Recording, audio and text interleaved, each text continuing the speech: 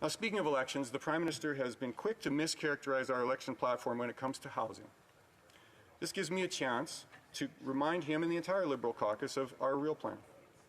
Canada's Conservatives committed to build 1 million homes in the next 3 years, to address corrupt practices such as money laundering that have driven up prices, to make it easier for more families to get a mortgage, to build more homes near publicly funded transit, to ban foreign investors from buying homes if they're not planning to move to Canada, and to partner with municipalities and the private sector to build new rental units and encourage foreign investments in affordable, purpose-built rental housing for Canadians.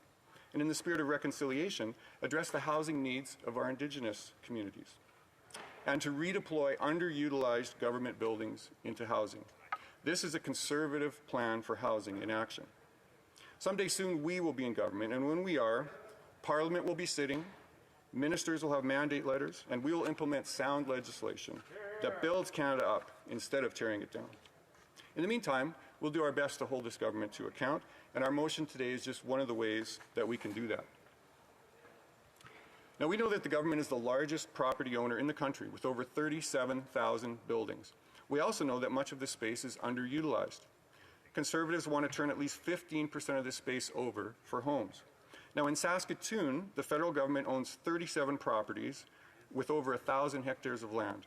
This includes 98 buildings with a floor area of 146,000 square meters.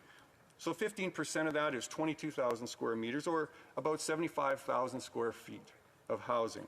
At 750 square feet per house, that is 100 new homes in Saskatoon alone.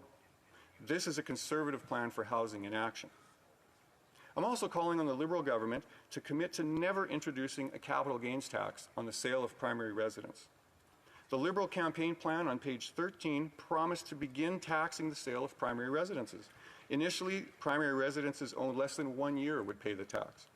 But we all know these rules change over time.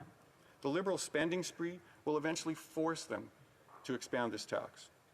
It's a slippery slope that I want to stop before it even gets going.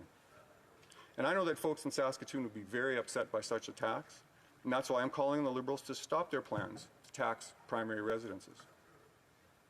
I'd like to provide an update on the housing situation in Saskatoon, Madam Speaker. Much of the focus is on the large metro centres like Toronto and Vancouver, but we have many of the same housing affordability problems in Saskatoon. I held a town hall on this very subject in the spring and received significant feedback.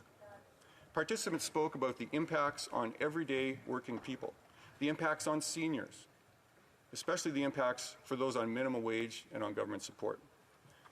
Firstly, they talked about the price of homes that's continuing to rise. Now, in Saskatoon, it's not as much as in the bigger centres, but it's still 6% year over year. And even at that rate, a house will increase in price by 70% in 10 years.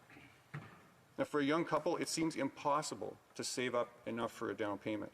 And it forces nearly everyone to opt for the 5% down payment option. The problem is that CMHC insurance fees eat up almost all of that down payment.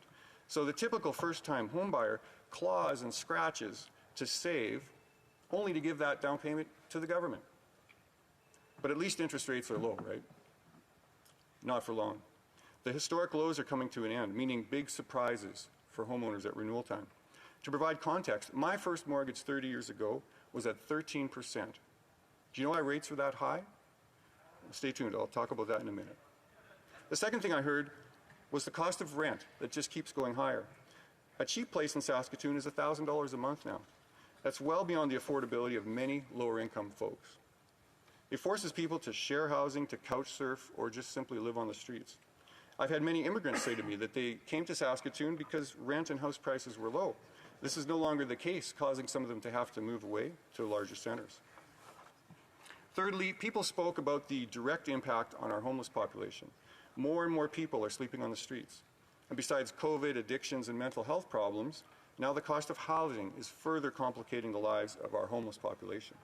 Just this morning, Saskatoon City Council was forced to approve a plan for a temporary shelter to house 50 people over the winter as an emergency measure.